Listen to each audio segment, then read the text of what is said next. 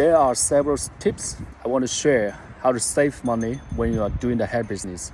Regarding of the shipping, if you're shipping the hair to Africa, for example, South Africa, Nigeria, Namibia, or any other African countries, do not use DHL or FedEx to ship the hair to Africa, because shipping the hair out to Africa, no problem, but the customs in those countries, they will charge you very high taxes.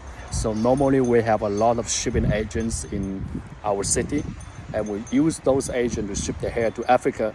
So you don't need to pay a lot of high taxes, and the shipping agent will help you to handle the shipping issues in Africa.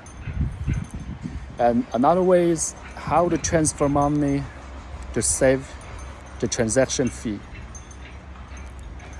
Normally you will use PayPal, Western Union, or bank transfer, the bank wire I'm talking about.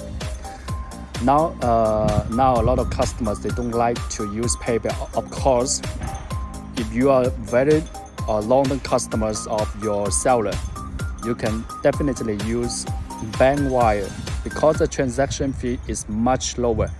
Like yesterday, I helped my loyal customer to save more than $120.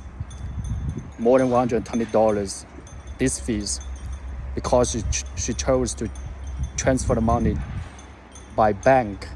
If she transferred the money via PayPal, she needed to pay extra $120 extra. So there are a lot of ways to save money when you're doing the hair business. Of course, you need to find a person that you can trust. I hope this video can help you. Follow me if you have any questions about the hair business, how to save the cost, contact me.